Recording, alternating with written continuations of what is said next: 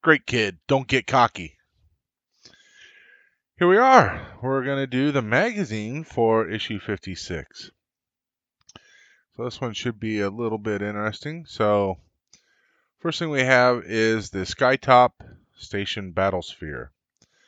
So it's important not to confuse this with these uh, spheres, and I'll explain why. So just some technical stuff. Trade Federation, it's a hyper communication and part of the hyper communication cartel. It's modified core ship, which is those spheres. It's got a class of a battle sphere. Complement is Vulture class droid starfighter squadrons, the 88th Flight, Rogue class starfighters, and the Soulless One, which is Grievous's. Crew is Aquilish technical crew, B1 battle droids, B2 super battle droids, and IG 100 Magna Guards. All right. While military engagements are key components in the march towards victory, the interception of information vital to the opposing side is also of paramount importance. Skytop Station was the unorthodox solution to the need for a powerful spy satellite that could listen in to Republic communications across more than a mere sector of space, and all without being discovered. The decision to place the station in the turmoil of the Rusan 2 atmosphere was a wise one. Republic teams were constantly on the lookout for enemy listening posts, so the CIS planners, the CIS planners, for the CIS planners, it's very important to get all the words. The logic planting a battlesphere in such an otherwise unthinkable location was very attractive. Orbiting within a moon's stratosphere would be considered foolhardy at best, especially when the moon was as volatile as Rusan 2. However, installing a listening post in such an inhospitable environment was a good way to conceal it from detection. So the Hyper Communications Cartel opted to do just that. Modified core ship. Basing the station on the central structure of a Trade Federation core ship, the engineers devised ways to protect the hull from Rusan 2's billowing toxic atmosphere. They packed it with powerful repulsor lift generators that would keep the battlesphere afloat in the dangerous skies of Rusan's second moon. Skytop Station's main sphere was rigged with large upper and lower antenna array, giving the station powerful eavesdropping abilities. In addition, the upper hemisphere of the orb held a swath of sensor dishes so that, despite being shielded by the violent atmosphere of Rusan 2, Skytop Station was capable of intercepting messages across the entire galaxy. An amazing feat of engineering. No starship was safe from its prying eyes. No message undetectable across the HoloNet or any other messaging system the station chose to turn its gaze upon. Pretty interesting. Staying aloft. The designers and engineers worked long and hard to toughen up the Trade Federation core ship's structure to give Skytop Station the best possible chance of remaining airborne. Even during the moon's worst and most violent storms, the listening post position deep in the thick clouds of the moon Rusan 2 posed a unique and tricky problem. The atmospheric gases were corrosive to metal, making the enormous structure vulnerable to decay, while the clouds belched huge electric storms that threatened the stability of its superstructure. Aquilish crew, and this is an Aquilish. Skytop Station was built by the newly formed Hyperspace Communications Cartel of Ando, whose leader, Senator Poe Nudo, had pulled the Aquilish people out of the Republic and joined the Separatists, securing a seat on the CIS Council. Greedy and ambitious, Nudo spearheaded the construction and crewing of Skytop, giving himself the kudos of leading it its build and control over funding and financial operations. Droid workers. Such a complex and vital station required a sizable crew. The Skytop Station was staffed with a plethora of droids, while the standard 631 model B1 battle droid was cheaply constructed and intellectually underpowered. It was adequate for the menial tasks which the station computers doled out by the minute. It mattered little that the corrosive atmosphere played havoc on their circuits and systems, as it also did with the superior B2 super battle droids and, to a lesser extent, the deadly Magna Guards also stationed on Skytop Station. Oculus technicians familiar with the vessel and its upgraded systems operated the delicate sensor suites that ran throughout the vessel and fed the filtered information through the station's Separatist commander, General Grievous. Separatist tool. Once operational, the station set about its primary task of spying on Republic messages and communications. Count Dooku was instantly impressed and relished the opportunities, the tactical advantages the station would offer him. The station soon intercepted messages from Supreme Chancellor Palpatine himself, information which persuaded Count Dooku to interrupt the Republic's negotiations with the Toydarian monarch and offer King Kutunko a place among the Separatists. In the bid to further the rise of the Sith influence in the galaxy, Skytop Station had the potential to be a powerful tool. When playing off both sides against the middle, knowing the intimate details of the opponent's communication was always a huge bonus. Let's talk about the raid on Skytop Station, because it's important to know what happened. So if you didn't watch Rebels, this is what happened to it.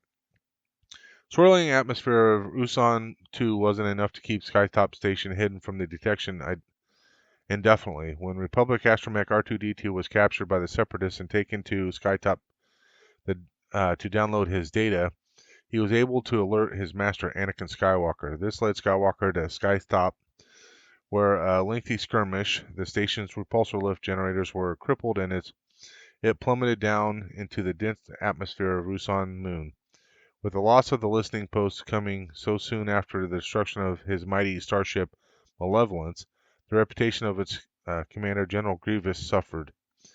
While an embattled Republic was still fighting for a foothold in the war, the two victories spurred it on and slowed down the onward march of the Separatists. So there you go. Basically, Anakin, he couldn't live without his droid, so he was able to go rescue him. And in doing so, he took down the listening post. Very significant. Appearances. The first screen appearance of Skytop Station was in the early Season 1 episode of The Clone Wars, Duel of the Droids, where the battlesphere served as a key location.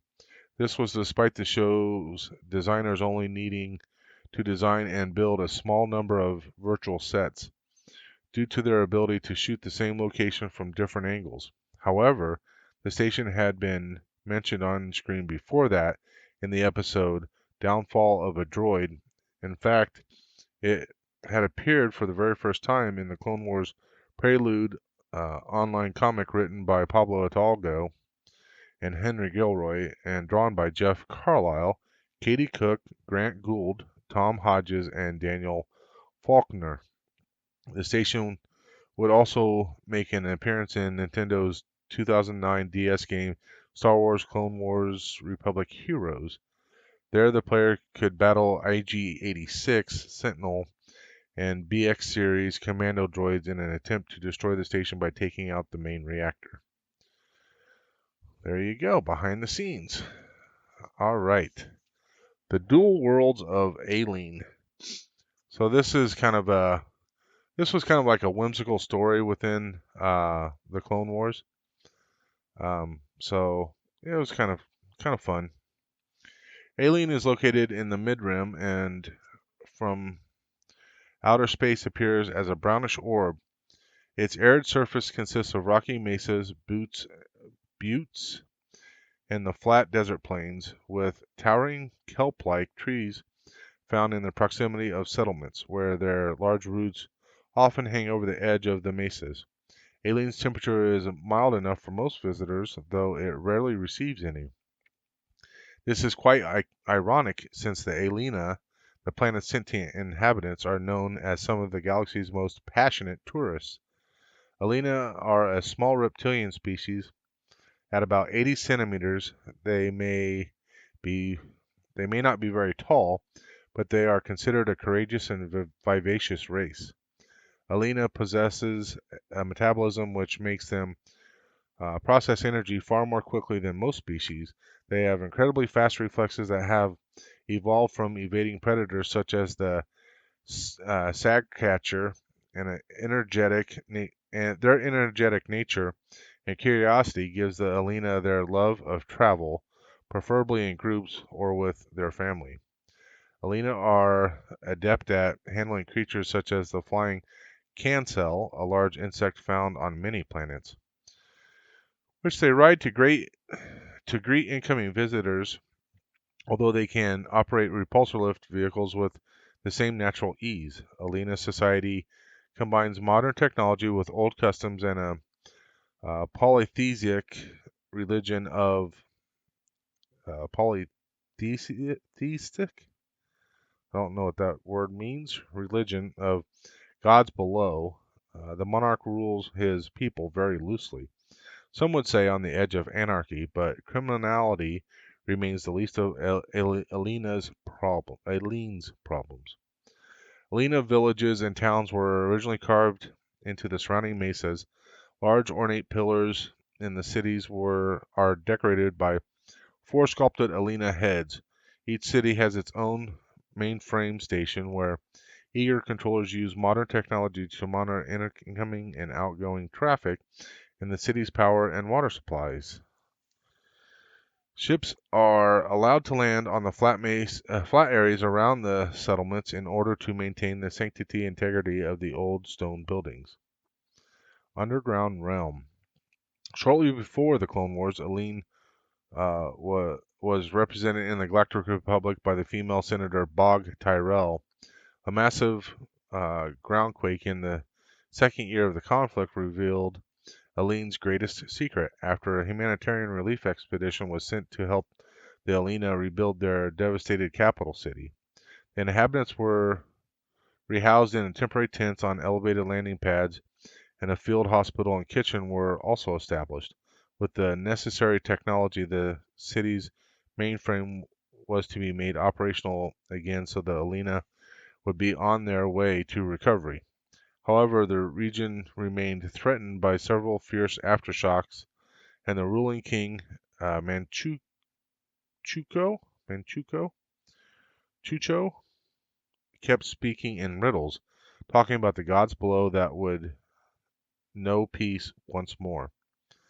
A report filed by Republic Protocol droid C-3PO, brought in to translate for the king, uncovered the strange truth behind the balance of natural forces on Aleen.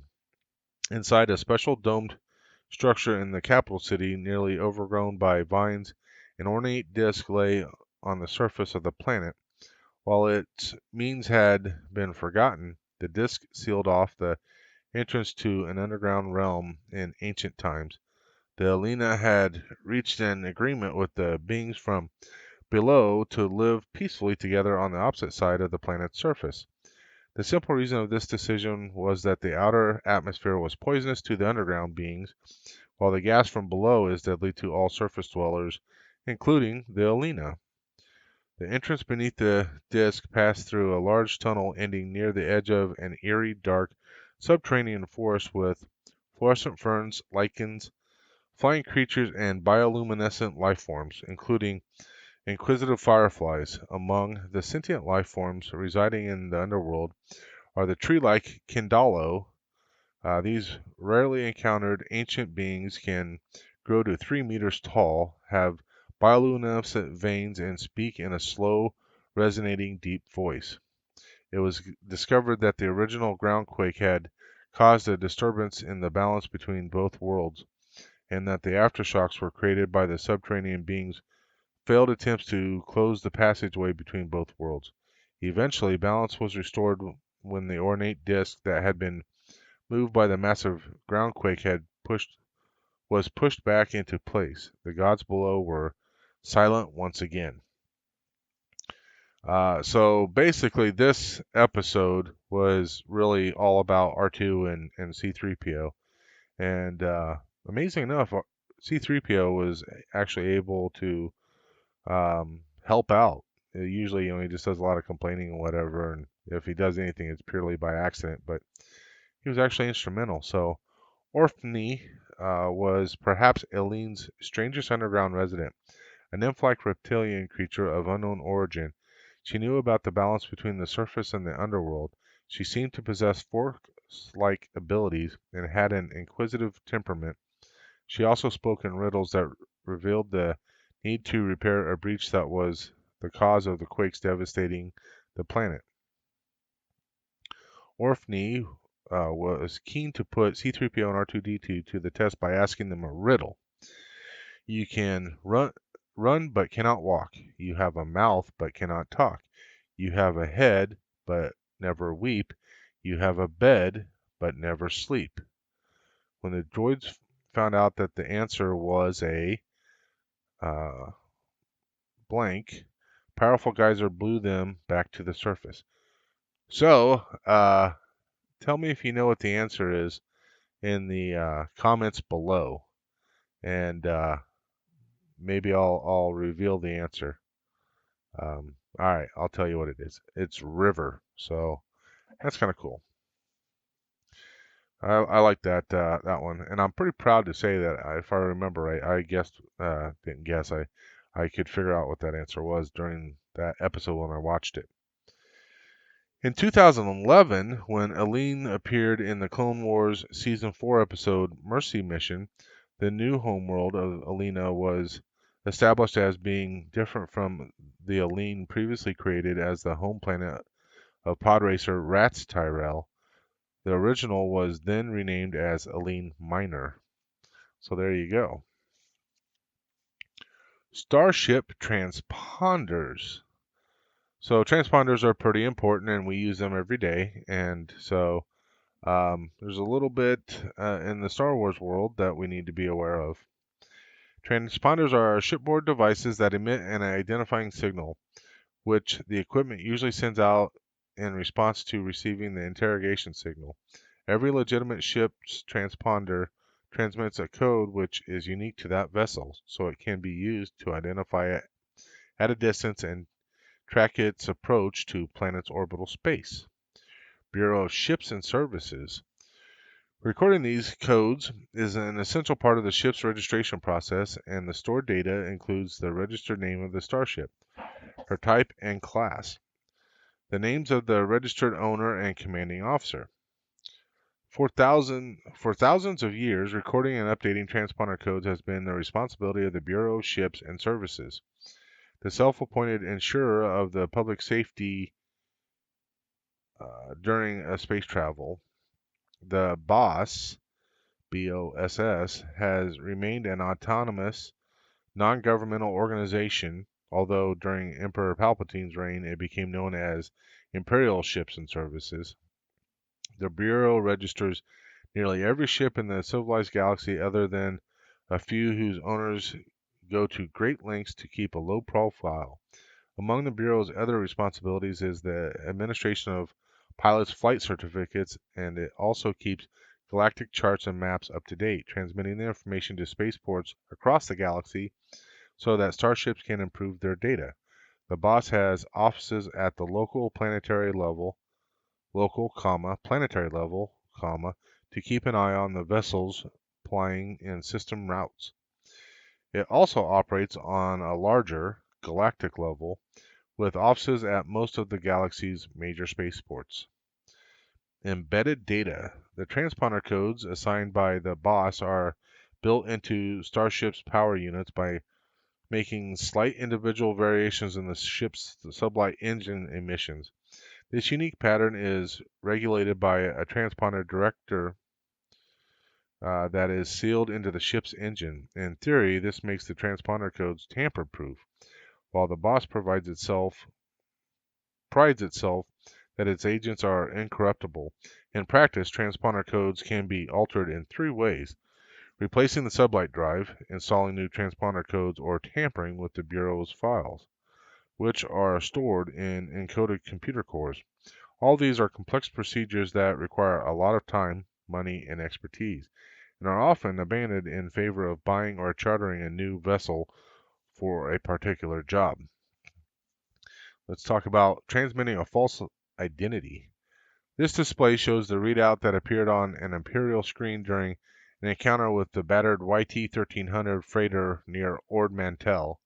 The ship checked out as the Victory Ring, operated by Captain Volrond. In reality, it was an identity created by Han Solo to match the false IFF transponder code that he had loaded into the Millennium Falcon.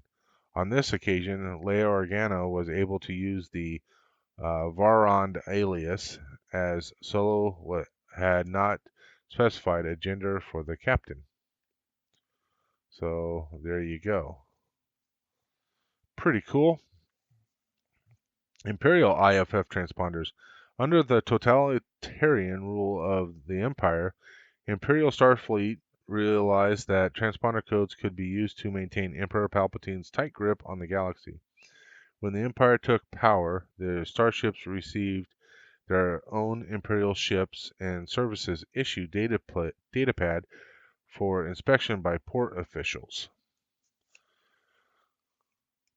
And Imperial boarding parties. In addition, the Empire starships were equipped with identify friend or foe transponders.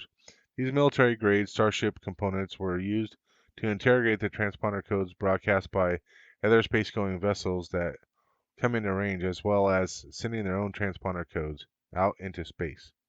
Such codes were received in a spirit of friendship by other Imperial starships and their allies, and a spirit of fear by all those who oppose Palpatine and the agents of the Galactic Empire. Installation of an IFF transponder aboard any civilian vessel was virtually unknown. In fact, fitting such illicit technology aboard a non-Imperial Navy starship was made a felony of the highest order, and the discovery of the equipment would spark a high-priority Imperial investigation into the activities of everyone found aboard the starship with one fitted. The Falcon's transponder. The Falcon's IFF transponder is installed halfway up the starship's starboard maniple, but neither Han Solo nor Chewbacca admitted to knowing how this sensitive piece of Imperial equipment got there or who had it installed. Nevertheless, they were happy to use the IFF system to stay one step ahead of nearby starships.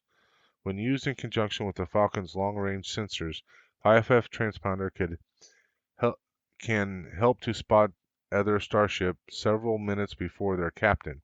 Pilot or crew are able to detect them and identify the modified YT-1300 freighter. In instances when the crew of the Falcon decided to stick around instead of running into hyperspace, the ship's IFF transponder can be used to make her appear to be just another one of the many thousands of YT-1300 Corellian freighters tramping across the galaxy. Over the decades, the official record shows that the Millennium Falcon serial number YT-492727ZED had been registered as Corell's Pride, Fickle Flyer, Mitel's Misery, Stellar Envoy, and Wayward Son. However, during her clandestine smuggling career, she was registered in hundreds of disparate spaceports under dozens of different aliases. The Falcon is known to have masqueraded as the Close Shave, Sunfighter franchise, and Victory Ring during Solo's various clandestine operations. Behind the scenes, real-world transponders. Transponders, an abbreviation of the transmitter responders, are a real-world telecommunications technology with a wide variety of applications. The use closest to that of the Imperial Starfleet is in military aviation, which has its own friendly or foe systems, and also in air traffic control. When a transponder receives an interrogation message, it responds with an identification signal known as a squawk code. Everything from Earth orbiting satellites to security gates also use transponders. A satellite uses transponders to uplink transmissions and retransmit them, while some types of security gates use IFF transponders to check approaching vehicles. Each arrival triggers the gate's interrogation signal, which seeks out the onboard transponder to ensure it belongs to an authorized vehicle. If it does not check out, the gate will not open. So if you guys happen to have like a key badge or anything like that that unlocks a door, it's essentially a transponder. So pretty cool. So in this issue, we accomplished a lot, uh, which since we took three episodes to complete, that pretty much makes sense. So next episode is issue 57, and we're gonna get this rubber O-ring thing. We're gonna get some wire harness and a circuit board. Hopefully, we get to put that in because as soon as we put that in, we should be able to the test the boarding ramp. So I'm kind of looking forward to that. All right, that is everything in issue 56. Hopefully, you guys enjoyed this entire issue, the 3 episodes for building and everything that was in the magazine. And we will see you next time with issue 57. Thank you, everybody, and may the force be with you always.